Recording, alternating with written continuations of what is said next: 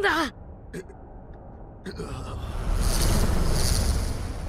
Bonjour à tous, ici le Selonic Ryu Sensei, j'espère que vous allez bien. Aujourd'hui on se retrouve pour une nouvelle vidéo sur Zoro et Sanji. Cette vidéo sera un peu tournée sur les événements actuels. Ça n'aura échappé à personne, Zoro combat King et Sanji combat Queen. On a donc deux immenses combats qui vont tout changer. En fait, ces deux combats avec le combat Luffy Kaido démontrent une chose des plus évidentes. La très grande importance des rapports de force. On est typiquement là-dedans parce que c'est grâce à leurs puissances respectives qu'ils peuvent combattre. L'auteur a écrit son manga de façon à ce que post-Wano, on a un équipage avec ce fameux niveau. Le niveau global d'un équipage Yonko. Certains me disent que l'équipage de Kaido déçoit, que les Tobiropo déçoivent et que les calamités déçoivent. Mais en fait, c'est juste que beaucoup ont largement sous-estimé les Mugiwara. C'est pas que beaucoup ont surestimé l'équipage de Kaido, mais que beaucoup ont sous-estimé les Mugiwara. Nuance. Avec l'équipage de Kaido, on a là un équipage Yonko classique, avec un niveau global de n'importe quel équipage Yonko. Mais forcément, par rapport aux Mugiwara, si on les sous-estime, on finit par croire que l'équipage de Kaido est nul, ce qui n'est pas le cas. L'équipage de Kaido est un équipage Yonko. Un équipage Yonko classique, avec un niveau classique. Marco a voulu se prendre deux commandants, et il a rapidement perdu. King et Queen ont le niveau. S'il avait réussi à les gérer, alors là, ok.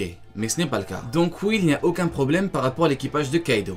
Par rapport à son niveau. Il faut juste comprendre que les Mugiwara ont atteint un énorme niveau global. Aujourd'hui, on va revenir sur pas mal de choses par rapport à Zoro et Sanji. On parlera de Sanji et de son rapport avec le Red Suite. On parlera du fait qu'il ait demandé à Zoro de lui ôter la vie s'il changeait totalement. Je vous parlerai de ma grosse découverte sur Zoro et de pas mal de choses encore. Pour le soutien, on peut mettre un gros pouce bleu sous la vidéo. Pour rejoindre Loro Jackson, on peut s'abonner à la chaîne. On est toujours de plus en plus et ça c'est beau.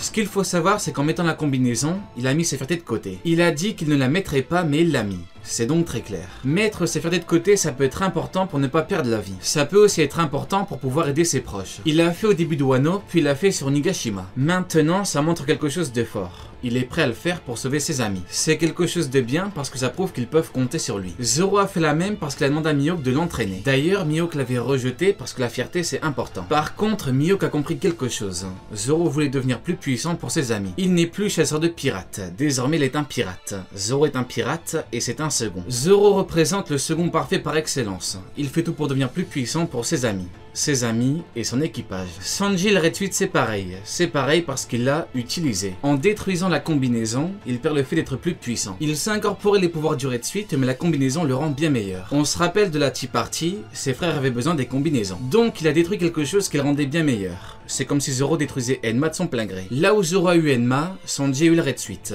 une combinaison combative. Sur Dressrosa, Zoro a montré un ki évolué, et sur Whole Cake, Sanji a montré un ki évolué. Tout ceci, c'est pour le schéma des puissances de l'équipage du prochain roi des pirates. L'auteur a pensé à tout par rapport aux arcs, et surtout par rapport à Luffy et ses commandants. On a une montée progressive des niveaux de puissance. Alors oui, peut-être que Luffy évolue rapidement, mais de base, il a un potentiel évolutif de taré. Par ailleurs, il combat toujours des gens de plus en plus puissants. C'est en combattant des gens puissants que l'on devient plus puissant. Ce sont les mots de Rayleigh.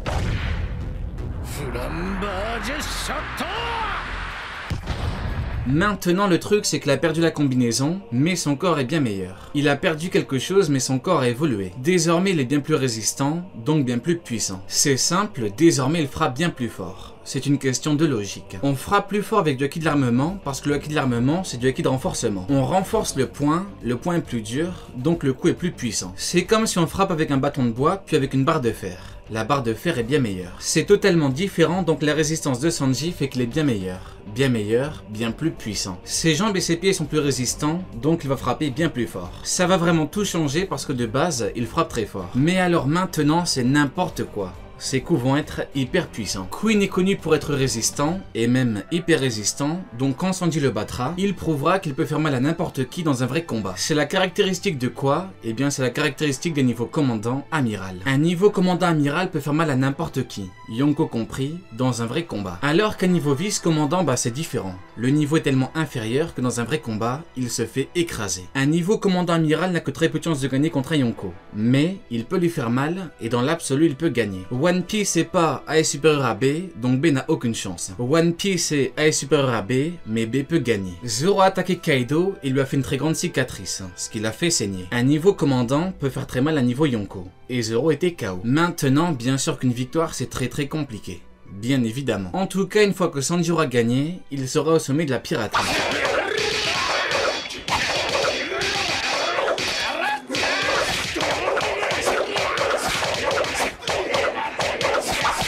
Maintenant on s'attaque à autre chose, la fin des combats. Sanji a demandé à Zoro de lui ôter la vie s'il n'était plus lui-même. La question est donc, est-ce que Sanji changera? Eh bien la réponse est non. Non pour deux raisons. Déjà, Zoro ne va pas lui ôter la vie parce que Zoro ne doit pas lui ôter la vie. Et je dirais même parce que Zoro ne peut pas lui ôter la vie. Pas parce qu'il en est incapable physiquement, mais parce qu'il en est incapable mentalement et moralement. Zoro ne pourra jamais faire ça. Il s'est déjà sacrifié à sa place sur Thriller Bark. Je réitère ma phrase, Zoro est le second parfait par excellence. Un second, c'est quelqu'un qui sait prendre ses responsabilités. Un membre se fait attaquer, il saute pour l'aider. Un homme manque de respect à l'équipage, il lui demande des excuses ou de dégager. Tout simplement. Un second doit avoir un sens du sacrifice, un leadership et une vraie mentalité. La seconde raison, c'est que Sanji sans les émotions, bah c'est pas Sanji. Donc c'est pas maintenant que l'auteur va lui retirer ça. Tout simplement. Comme vous le savez, au niveau du toit, Zoro a fait un boulot de malade mental. Il a parfaitement combattu et surtout, il a encaissé l'attaque combinée de Big Mom et Kaido. Big Mom et Kaido. Le fait d'avoir tenu même un court instant, ça montre vraiment qu'il est hyper résistant et qu'il a une très grande force brute. Une grande force brute parce que pour tenir, il faut de la force brute, et une grande résistance parce que son corps a tenu le choc. Le problème, c'est que ça l'a beaucoup endommagé, et en plus de ça, Kaido l'a attaqué. Il était tellement KO qu'il ne pouvait plus se relever, carrément. Il a pris un traitement, ça l'a beaucoup aidé, mais à la fin, il reprendra son état après traitement. Et ça c'est compliqué. Le problème c'est qu'en fait on aura un cumul de dégâts. C'est-à-dire qu'on aura les dégâts pré plus post-traitement. Donc là c'est vraiment très dangereux pour Zoro. De base il était KO. Impossible de se relever. Mais alors là il combat en 1 contre 1 l'un des pirates les plus puissants au monde, King, le second de Kaido, ce véritable taré. Sur Thriller Bark il a pris ses dommages et les dommages de Luffy, le prochain roi des pirates. Mais là les dommages sont vraiment complètement différents. Il est bien meilleur, certes, mais les dommages sont colossaux. Donc à la fin de l'arc, l'équipage des Mugiwara ne pourra pas compter sur lui. Et ça c'est compliqué. À moins qu'on nous sorte un truc du genre qu'il prend encore un traitement. Mais là, c'est encore plus compliqué. Un cumul supplémentaire lui ôterait la vie. Donc tout l'enjeu pour lui c'est les dégâts.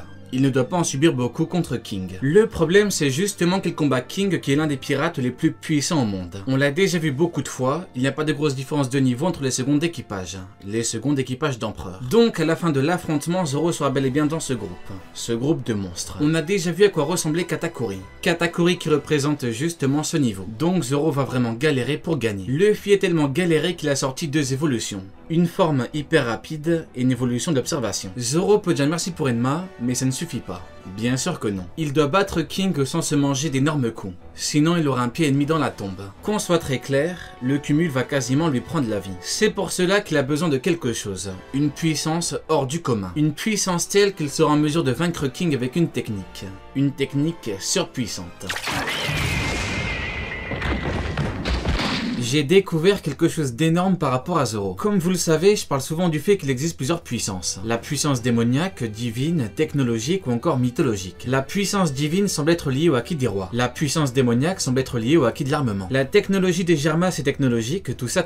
À savoir que des puissances peuvent être cumulées. En fait, pour Zoro, tout va se jouer au niveau d'Ashura. Comme vous le savez, Ashura c'est clairement de la puissance démoniaque. Et d'ailleurs, Zoro a utilisé une lame maudite. Au chapitre 1000, le fait utiliser le Red Rock contre Kaido. Le fameux Red Rock. Le Red Rock c'est mythologique parce que le roc c'est une créature mythologique. La technique est envoyée au chapitre 1000 pour la symbolique. Luffy est devenu bien meilleur et Luffy va démonter Kaido. Il va démonter le roi des bêtes. La technique mythologique symbolise l'évolution du prochain roi des pirates. Contre Kaku, Zoro a utilisé Ashura, une technique démoniaque. Ashura est en référence aux Asura, des êtres démoniaques de la mythologie de l'hindouisme. Donc en fait, Zoro combine une puissance démoniaque avec une puissance mythologique. Comme Ashura c'est mythologique et démoniaque, et bien Zoro cumule les deux. Voilà pourquoi il est parvenu à faire une cicatrice à la créature la plus forte au monde. Il a utilisé Enma qui était Oden, mais ce n'est pas tout. Il a en fait utilisé 2 puissances pour lui faire très mal.